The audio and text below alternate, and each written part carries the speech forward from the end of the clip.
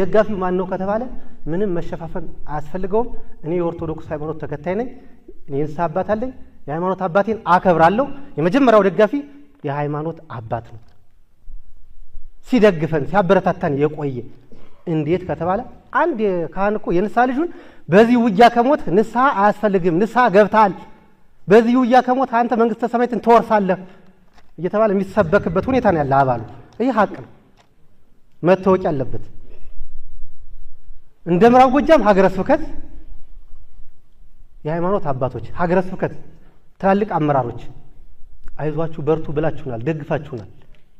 እከሌ ከሌ አልልም እንዲመከሩ ግን ከዚህ ጉዳይ ግን ወደ ኋላ እንድትመለሱ እንድታስቡበት ለማለት ተፈልጎ ነው።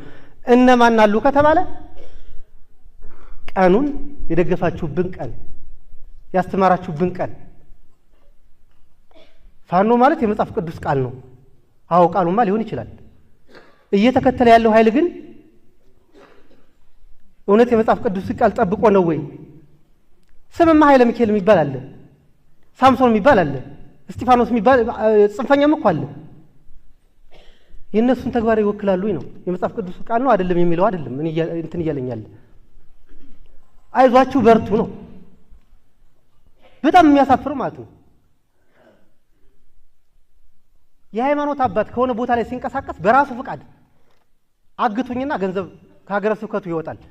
ዝም ብዬ በደግፋችሁ እንኳን ተጠያቂ ሆናለሁ፣ የመንግስት አካል ይጠይቀኛል፣ መከላከያ ይጠይቀኛል ተብሎ እኮ አንድ የሃይማኖት አባት ሆን ብሎ እስረኛ መስሎ እኮ 800 ሺህ ብር እኮ ለጽንፈኛው ሰጥቶ ይወጣ የሃይማኖት አባት ያለበት ማን ነው? ምዕራብ ጎጃም ሀገረ ስብከት ነው። በጣም ከሚያሳፍሩ ማለት ነው። እዚህ አጉት ላይ አታስታውሱም እንዴ? ሁለት ልጆቹን የካህን ልጆች ደፈረ። ለምን ብሎ ሲጠይቅ እኮ ለምሽትህ ዋስትና አለ ወይ ብሎ ምሽቱን ጥለዋል እኮ። ከምሽቱ ገላ ላይ እኮ መስቀል እየጣለ የለመነ አባት እኮ ነው ያለ። እና እናንተ የሃይማኖት አባቶች ለእነዚህ ሰዎች መረጃ የምትሆኑ ደጋፊ የምትሆኑ በዚህ ልክ እያወረዷቸው አይደል እንዴ? ምናልባት እናንተ ከተማ ስለተቀመጣችሁ ነው እንጂ ስለእናንተ ልጅ ስለእናንተ ባለቤት ዋስትና ትወስዳላችሁ እንዴ? አትወስዱም እኮ። ቋሪት ወረዳ ጨጎዴ ሀና ቤተ ክርስቲያን ውስጥ ጽላት ስንክሳር መጽሐፍ ሊሸጡ ሲመጡ እኔ አይደል እንዴ ያስኳቸው? ተፈሪ የሚባል ታውቆ እኮ ነው የአማራ ክልል ሚሊሻ ጽሕፈት ቤት ምናምን ላይ የሚሰራ ነበረ። የሱ ወንድም ነው ይዞት የመጣ ከአረብ ነው ደላላ የመጣው። እኔ በቁጥጥር ስር አውየው ነበር። ጽላት ሊሸጥ ማለት ነው፣ ታቦት ሊሸጥ፣ ስንክሳር መጽሐፍ ሊሸጥ፣ ፍትሐ ነገሥት መጽሐፍ ሊሸጥ ያዝ ነው። ያን በሚዲያ ተናግሬ ነበር። ለምን እንደዚህ ስላለ ያለኝ ካህን አለ፣ የዞን አመራር አለ፣ መናገር አልነበረብም። ሊሸጥ የመጣው ራሱ ለራሱ ጥቅም ነበር። ሲጠየቅ ግን ለትግል ልናውለው ነው። ታቦት እየተሸጠ ነው እንዴ ታግለህ መሳሪያ ገዝተህ ሀገር የሚገነባው? እንዲሁ ለእነዚህ ሰዎች መረጃ መሆን ያስፈልጋሉ ወይ ነው? መረጃማ እኔ ነበርኩኝ እኮ መስሎኝ ሂጄበታለሁ ረጅም መንገድ። አሁን የምዕራብ ጎጃም ዞን ጽንፈኛ ይፈርስ? አዎ ይፈርሳል፣ ሳይወድ በግዱ። የሚፈርስበት መንገድ ግን እዚህ ያለ የዞን አመራር የወረዳ አመራር በየደረጃው ያለ አካል ወንድሙ ጽንፈኛ ነው፣ የእህቱ ልጅ ጽንፈኛ ነው፣ የአክስት ያጎቱ ልጅ ጽንፈኛ ነው፣ አይዞ በርታ እያለ የጫማ መግዣ ይልክለታል፣ ስልክ ገዝቶ ይልክለታል፣ ካርድ ይፍቅለታል። አራበውም አልጠማውም አልቸገረውም። ምን ሊያርግ ይመጣል? ና ወንድሜ ተሳስተሃል ማትለው አምጣ ቢባል የዚህ የዞን አመራር 5 እስከ 10 ማምጣት ይችላል። በማውቀው ልክ ማምጣት አልፈልጉም። እንስተካከል ነው። ህዝባችን እየተጎዳ ነው። ማዳበሪያ የሚገዛበት ብር መንገድ ላይ ቀርቶበታል። በድጋሚ የምናገረው አርሶ አደሩ እያለቀሰ ነው። 3 ዓመት ተሸከመ። በክረምት እኮ ጠላ የማይቦጭበት ቤት አለ እኮ። የችግር ወቅት ነው ክረምት አይደለ? የጽንፈኛ እኮ ከአንድ አርሶ አደሩ ገብቶ ለምን ጠላ አልበጠበጥሽም ብሎ አርሶ አደር ሚስት የሚደባደብ ኃይል እኮ ነው ያለ። 3 ዓመት ተሸከመ። እስከ መቼ ነው ተሸክሞ የሚያበላ የሚያጠጣ? ለምን ኑ አንላቸውም? ለምን አይመጡም? መጣ ሁኔ ምን ሆኖ ምን የተቀነሰ? ምናልባት እንደዚህ በምናገረው እውነት ልጎዳ ካልቻሉ በቀር ስለ ሚዲያ አንድ ነገር ልንገራችሁ። 3000 ሰው አለ የተደራጀ የሚዲያ እንትን ማለት ነው። 3000 5 ፌክ አካውንት አለው ፌስቡክ።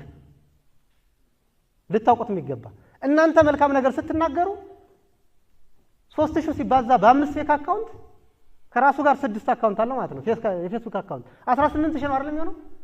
ላይክ ሸሩ ኮሜንቱ የሚሰድቡ የነዛ ሰው ነው፣ የብዙ ሰው እንዳይመስላችሁ። አንድ ሰው 6 ጊዜ ነው የሚሰድባቸው። የተደራጀ ኃይል አለ በሚዲያው። ሰሞኑን አላያችሁም እንዴ? እኔን እኮ እንግዲህ እናንተ የምትከተሉት እዚህ ላይክ ሸር የምታደርጉ በፌክ አካውንት እናሳየ ደርቤን ታውቃለህ፣ መረጃ ትኝ ታውቁታላችሁ። ብልጽግና ከተጠቀመበት በኋላ ረሽኖታል ተብሎ በሰሙ ሚዲያ ላይ ወጥቶ ቤተሰቦቼ አዘን ላይ ተቀመጡ ተብሎ ተይዟል። ሚዲያው ማመን ከፈልጋቸው እኔ ሙቻለሁ እንዴ አብራቻ እንዴ ያለው ሚዲያው ሙቷል ይያለም ተረሽኗል ይያለ ነው የሚወራው ቤተሰቡ። ይሄ ነው ሚዲያው የምትከተሉት ሚዲያ ይሄ ነው። አየር ላይ የምታዩት ነገር ይሄ ነው። ምርኮኛማ እኔም እኮ የመከላከያ ልብስ አልብሰን የራሳችን ወንድም ሰብስበን ማርከናል ብለናል። እና በጥቅሉ ወንድሞቻችን ለመምጣት አፋፍ ላይ ናቸው። እንዳይመጡ ያደረገ ያለ የውስጥ አርበኛ ቀኘ ተብሎ የተሰየመውና የሃይማኖት አባቶቹን እንደኛ ማህበረሰብ የሃይማኖት አባት በጣም እናከብራለን። ገደል ግቡ ካለ ገደል መግባት የምንችል ሰዎች ነን። የሃይማኖት አባቶች ስራ እየሰሩ አይደለም። የሀገር ሽማግሌዎችን በተመሳሳይ ከኛ ጋር እኮ ዋሸራና ጉት ላይ ሪፎርም ሲሰራ አብሮ የነበረ አንድ አባት በጣም ከሚያሳዝነው ማለት ነው አይዟችሁ በርቱ ያለ ሳፖርት የሚያደርግ የነበረው አባት እኔ ባለፈው እዚች ጋር በር ላይ ቆቁም ያለውና ወደ ውስጥ እየገባ ነው። አይ ተመስገን ይሰው ኢየሱስን ተመለሰ ማለት ነው ምናምን ስል ሚስተር ከሌ እየገባ ነውና እንደው እንደዚህ ነው አቀባበል አድርጉለት ነው ያልሁኝ። ሆነ አካል ላይ ደውዬ አይ እሱ እኮ የሀገር ሽማግሌ ነው እንደዚህ አይነት በሁለት ቢላ መብላት ጥሩ ነው ወይ ነው? እየሞታ ያለው ማን ነው?